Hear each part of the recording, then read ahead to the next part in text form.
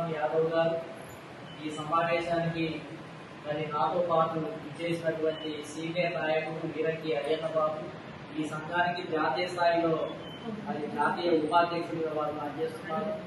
అదేవిధంగా మళ్ళీ రాజ్యాధికార పార్టీ అని అది ఎన్నికలలో పోటీ చేస్తుంది. రాజ్యాధికార పార్టీ అనేది ఇప్పుడు బీజేపీ, అదేవిధంగా కాంగ్రెస్, వైఎస్ఆర్సీపీ, టీడీపీ పార్టీలు ఎట్లా ఉంటాయో రాజ్యాధికార పార్టీ అనేది కూడా ఎమ్మెల్యేలను నిలబెడుతుంది. ఎవరన్నా పోటీ చేయాలనుకుంటే ఆ పార్టీ తరఫున ఎమ్మెల్యేలు కూడా నిలబడటానికి, మనం కూడా పోటీ చేయడానికి అవకాశం ఇస్తుంది.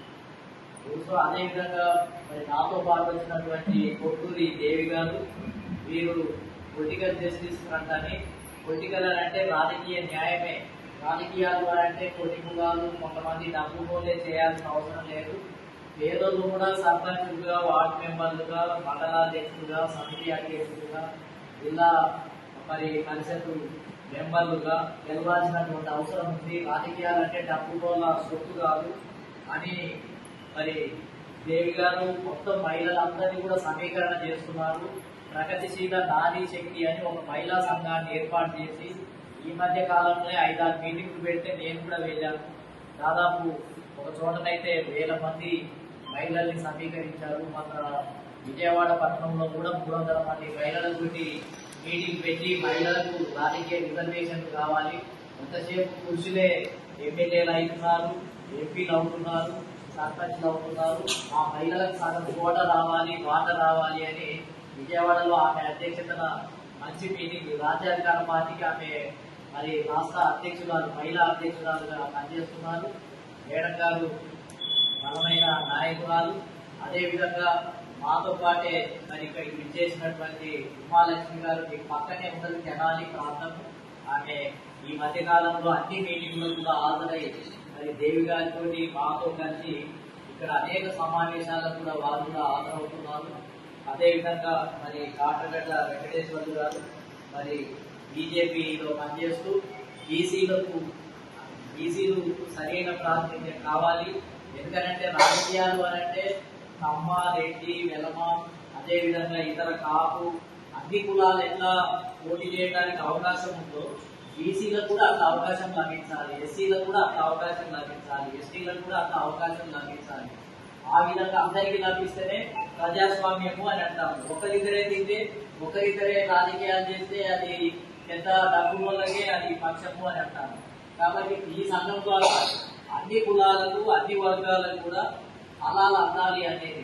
ఇప్పుడు మన తల్లిదండ్రులు ఏం చేస్తారు, వంట వండితే పిల్లలందరికీ సమానంగా ఎవరు తిన్నంత వాళ్ళకు పెడతారు. భోజనం కానీ లేకపోతే పండు తెచ్చినా తలా ఒక పండు తినడానికి ఇస్తారు.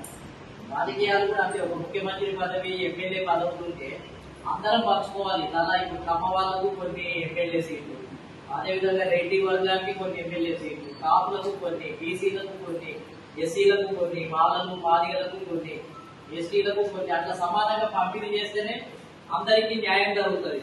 లేకపోతే పండు చేస్తే 2-3 కులాలే తినేసి మిగతా కులాలన్నీ మొగలు చూసుకుంటే వాళ్ళు తింటుంటే మనం సపోర్ట్ చేసుకుంటే చూస్తుంటే అది ఎట్లా సాధ్యం అవుతుంది? కాబట్టి మనం సమానత్వం కోసం పోరాటం చేస్తున్నాం. మనం చేసే పోరాటం అందరూ లాభపడి వచ్చిన అభివృద్ధి జరిగితే, ఏ రుణాలు వచ్చినా, ఉద్యోగాలు వచ్చినా, ఏ బడ్జెట్ వచ్చినా, ఏ పథకం దాని అనే ఉద్యమమే మనం చేసేది న్యాయం కోసం. అందరికీ న్యాయం జరగాలి, ఏ ఒక్కరు కూడా ఉపవాసం ఉండదు, ఏ ఒక్కరికి కూడా అన్యాయం జరగదు అనే నినాదంతో ప్రజలందరికీ న్యాయం చేసే కార్యక్రమాన్ని మరి చేస్తున్నాం. కాబట్టి ఎందుకంటే ఇప్పుడు తెలుసు కదా, ముఖ్యమంత్రులంతా ఈ రాష్ట్రానికి తెలుసో తెలియకో ఒకటే వర్గం నుంచి ముఖ్యమంత్రులు అవుతారు. లేదనంటే ఒక రెడ్డి ముఖ్యమంత్రి అవుతారు, ఒక కమ్మ చౌదరి ముఖ్యమంత్రి అవుతారు. మరి వాళ్ళు ఒకసారి 3 సార్లు వాళ్ళు ముఖ్యమంత్రులు అయినారనుకోండి, మరి 3వ సారి 4వ సారి ఒక యాదవ్ ముఖ్యమంత్రి కావాలి, గౌడు కావాలి, ఒక మాల కావాలి, ఒక మాదిగ కూడా ముఖ్యమంత్రి కావాలి, అదే విధంగా ఒక గిరిజనుడు కూడా కావాలి. ఆ విధంగా అయితేనే ప్రజాస్వామ్యం. లేక ఒకటేసారి ఎల్లప్పుడూ ఒకటే వర్గం వాళ్ళు, ఒకటే కులం వాళ్ళు ముఖ్యమంత్రులు ఇక వాళ్ళు పరిపాలిస్తూ వాళ్ళేమో పరిపాలించడం, మనమేమో ఓట్లు వేయడం. వాళ్ళేమో మీటింగులు పెడితే మనం జెండాలు మోసుకుంటూ పోయి కింద కూర్చుంటారు, వాళ్ళేమో పైన మాట్లాడి వెళ్ళిపోతారు. నాయకులంతా వాళ్ళు, కార్యకర్తలంతా మనం. వాళ్ళ ఫలితాలన్నీ వాళ్ళని చేస్తున్నాయి. కాబట్టి ఎంతకాలం 70 మనం ఎదురు చూసాం, 79 సంవత్సరాలు అయింది, ఇకనన్నా ఇస్తారేమో, పేదవాళ్ళను సమానంగా వాటా ఇస్తారేమో అని ఎదురు చూసాం. కానీ ఎవరు ఇచ్చేటట్టుగా లేరు. ఇక వాళ్ళని మనం అడగకపోతే అడగది అమ్మాయినా పెట్టదు అన్నట్టుగా ఇక మనం నోరు మూసుకొని మౌనంగా ఉంటే ఎవరు ఇచ్చేటట్టుగా లేదు. అందుకని ఇప్పుడు ఈ సంఘం ద్వారా మనకు రావాల్సిన వాటా మనకు రావాల్సిందే. ఎవరి కులం ప్రకారం జనాభా ప్రకారం వాళ్ళకు వాటా ఇవ్వాల్సిందే. ఇంకా ఊరుకునేది లేదు. మనందరికి దక్కాల్సిందంతా ఒకరిద్దరే తినేస్తే ఇక మరి మనమేం చేయాలి? మనకిక్కడ మన తినడానికి ఉండాలి కదా. కాబట్టి అందరికీ సమానత్వం కోసమే మనం ఇక్కడ భూమిలో పుట్టినటువంటి వాళ్ళమే. వాళ్ళు ఎట్లా పుట్టి పెరిగారు, వాళ్ళ తల్లిదండ్రులు ఎట్లా పుట్టి పెరిగారు, మన తల్లిదండ్రులు కూడా ఈ భూమిలో పుట్టి పెరిగి కాయ కష్టం చేసి ఉత్పత్తి చేసి పంటలు కోసి పాలేరుగా పనిచేస్తేనే ఇవాళ ఈ సమాజం అంతా బతుకుతుంది, ఇంత అభివృద్ధి జరిగింది. కానీ వాళ్ళు ఒకరే మొత్తం ఏంటంటే వాళ్ళది అన్నట్టుగా రాజ్యం అంతా వాళ్ళదే, వాళ్ళ భూమి అన్నట్టుగానే, వాళ్ళ జాగీరు అన్నట్టుగానే, వాళ్ళ సొంతంకి అన్నట్టుగానే వాళ్ళు అనుభవిస్తున్నారు. కాబట్టి ఇంకెంతకాలం ఇది? ఇంకా మనం నోరు పూసుకొని మౌనంగా మనమేమో అమాయకులం. మన బీసీలు ఎస్సీలు ఎస్టీలు నోరు లేని జీవాలలాగా బతుకుతున్నాము. అడిగిదేమని అనుకుంటారో ఏమో, వాళ్ళు ఇచ్చినప్పుడే తీసుకున్నాము, ఇదంతా ఎందుకు వచ్చిన గొడవ అన్నట్టుగా మన ప్రజలు ఆ విధంగా ఉన్నారు, వెనుకబడి ఉన్నారు. కాబట్టి మన తల్లిదండ్రులు కూడా అమాయకులే. కాబట్టి వాళ్ళు ఏం చెప్తే అదే వినుకుంటూ వచ్చాము.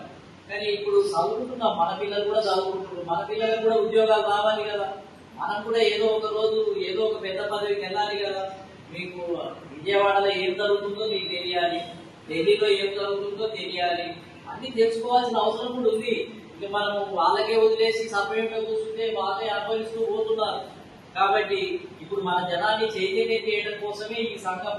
ఈ గురుస్వామి యాదవ్ గారిని ఎందుకు పెంచాము అని అంటే, మనం కూడా మనకు రావాల్సిన వాటా కోసం మనం ప్రయత్నం చేయాలి. మనం అడగకపోతే ఎవరు ఇవ్వరు. కాబట్టి సర్పంచ్ కానిచ్చి, వార్డు మెంబర్ కానిచ్చి, మన వర్గాలకు కావాలి. జనాభా అంతా మనమే ఎక్కుంటారు కదా. బీసీలే ఎక్కుంటారు, ఎస్సీలే ఎక్కుంటారు, ఎస్టీలే ఎక్కుంటారు. వాళ్ళ దాంట్లో మహిళలు సమానం. పురుషులు ఎంతమంది ఉంటారో స్త్రీలు కూడా అంతే ఉంటారు. ఇంకా మీ అదృష్టం ఏంటంటే చిలుకలూరుపేటలో ఒక స్త్రీ